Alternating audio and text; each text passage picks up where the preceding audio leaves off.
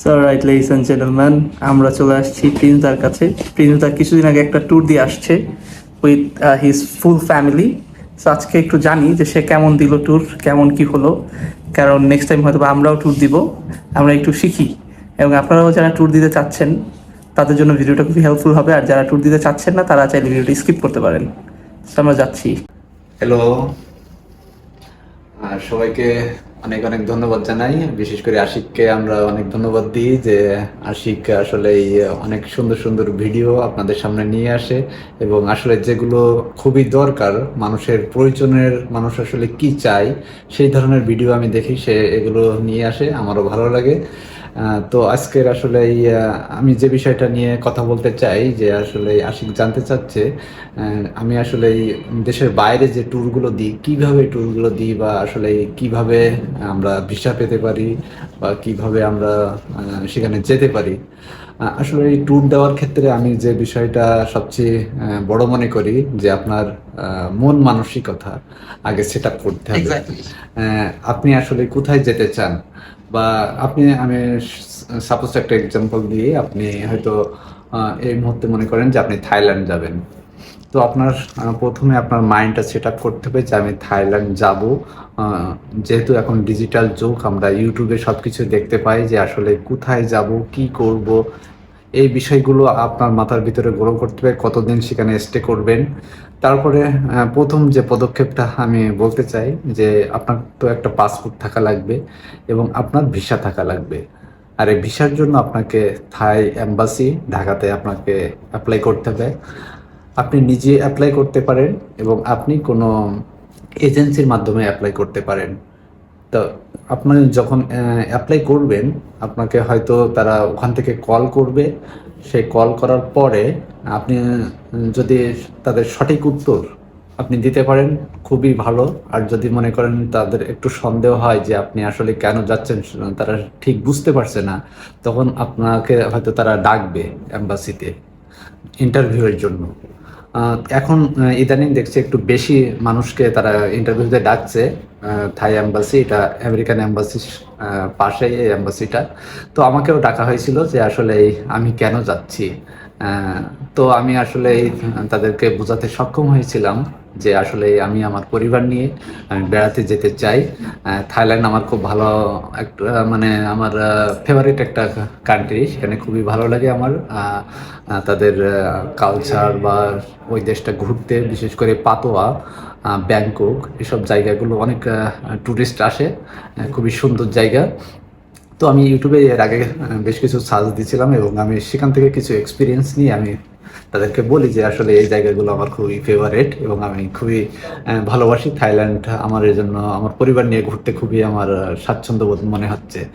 তো তারা আমাকে পাসপোর্ট দেখে, এবং তারা বেশ কিছু প্রশ্ন করে, আমার পরিবার কি করে, আমি কি জব করি, সমস্ত ডিটেলস। আপনার ব্যাংক স্টেটমেন্ট চাইবে। ব্যাংকে ন্যূনতম পার পারসন 60,000 টাকা আপনার থাকা লাগবে লেনদেন। তো আপনার পরিবারে যদি আপনি 4 জন সদস্য হন, আপনার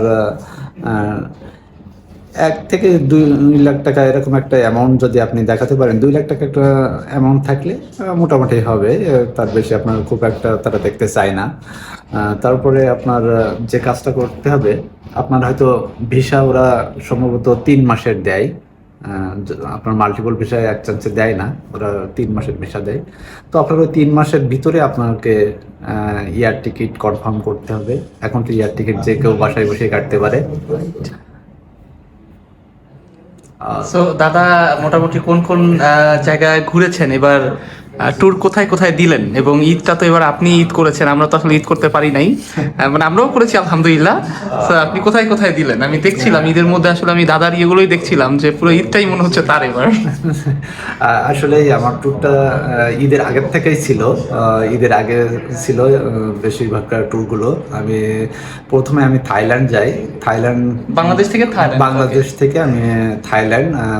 থাইল্যান্ড এয়ারপোর্ট থেকে আমরা ওখানে ব্যাংককে আমরা বেশ কিছুদিন থাকি এবং ব্যাংককের বাইরেও কিছু জায়গায় আমরা ঘুরছি আমার পরিবার নিয়ে। তারপরে আমরা থাইল্যান্ড মোটামুটি একটা ঘোরা শেষ হইলে আমরা ওখান থেকে গেছিলাম মালয়েশিয়ায়। মালয়েশিয়া, হ্যাঁ, okay. আমরা থাইল্যান্ড থেকে মালয়েশিয়া। মালয়েশিয়া এয়ারে ওখানে যাওয়া যায়, খুবই সহজ।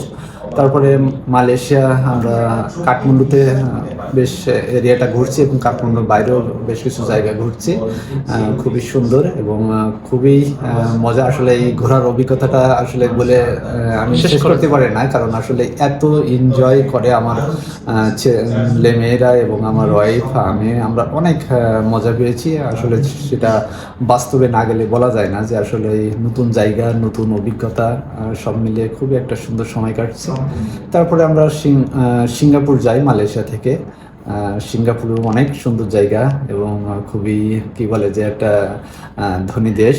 সেখানে সবকিছুই ডিজিটাল সিস্টেম, right. মানে চলাফেরা, আপনি যদি কোনো রকম রং কিছু করেন সেখানে খুবই সমস্যায় পড়তে হবে। এই জন্য সবসময় নিয়ম মেনে চলা সমস্ত জায়গায়। আমাদের বাংলাদেশে হয়তো এরকম নিয়ম কানুন খুবই কম আমরা দেখতে পাই, কিন্তু উন্নত দেশগুলোতে অনেক নিয়ম কানুন, সেগুলো যদি আপনি মেনে চলেন ওকে খুবই সুন্দর আপনি উপভোগ করতে পারবেন।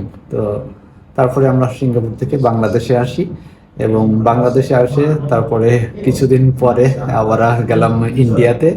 আচ্ছা আচ্ছা, এই ট্যুর শেষ করে আবার ইন্ডিয়া। হ্যাঁ, আচ্ছা আবার আচ্ছা, ট্যুরের গেলাম। মানে ট্যুর আর কি একদম। ইন্ডিয়া খুব ভালো সময় ছিল। আমরা ইন্ডিয়া কলকাতা সায়েন্স সিটিতে গেছিলাম। সায়েন্স সিটি খুবই সুন্দর জায়গা, বিশেষ করে যারা স্টুডেন্ট তাদের জন্য অনেক সুন্দর ব্যবস্থা সেখানে রয়েছে, অনেক সুন্দর সুন্দর গেম, অনেক মানে সায়েন্স সিটিতে সায়েন্সের যে জিনিসগুলো আসলে সেটা আমি অনেক বলবো শিক্ষণীয়, right, শিক্ষণীয় এবং এশিয়ার ভিতরে একটা খুবই সুন্দর জায়গা সায়েন্স সিটি কলকাতা। আপনারা যদি কেউ যেতে চান অবশ্যই যাবেন, খুবই ভালো জায়গা।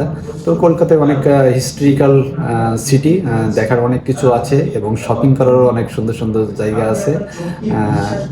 তো আমি একটা কথা বলতে চাই, যদি আপনারা এশিয়ার ভিতরে কোথাও শপিং করতে চান তবে মালয়েশিয়া থেকে শপিং করবেন। সবচেয়ে মানে আপনার কি বলে যে সুন্দর জিনিস পাবেন এবং দাম অনেক কম। মালয়েশিয়া, মালয়েশিয়া আচ্ছা, আচ্ছা, খুবই ভালো। অসংখ্য ধন্যবাদ দাদা। আমরা এটাই চাই আপনার ঈদ এবছর যেরকম কেটেছে এবং এবার আপনি যেমনটা ট্যুর দিয়েছেন আজীবন যেন এভাবে দিতে পারেন আমাদের সাথে। এবং সবাইকে একটু বলে দেন চ্যানেলটিকে সাবস্ক্রাইব করার জন্য। প্লিজ বলে দেন subscribe to Ashik Khan YouTube channel. Ashik Khan YouTube চ্যানেলে আপনারা সাবস্ক্রাইব করবেন এবং আপনারা নতুন নতুন ভিডিও পাবেন। এবং আমার খুবই ভালো লাগে, আমার ফেভারিট আশিক খান। আপনি সাবস্ক্রাইব করেছেন, আপনি দেখেন তো ভিডিও আমার? অবশ্যই আমি দেখবো, আমি মাঝে মাঝে দেখি সময় থাকলে, রাইট? আচ্ছা, দাদা আসলে খুবই ব্যস্ত মানুষ, তিনি যে বলেছেন দেখে, এটাই আসলে অনেক বড় একটা ব্যাপার। ঠিক আছে, তাহলে আপনারা সাবস্ক্রাইব করে দিন চ্যানেলটি।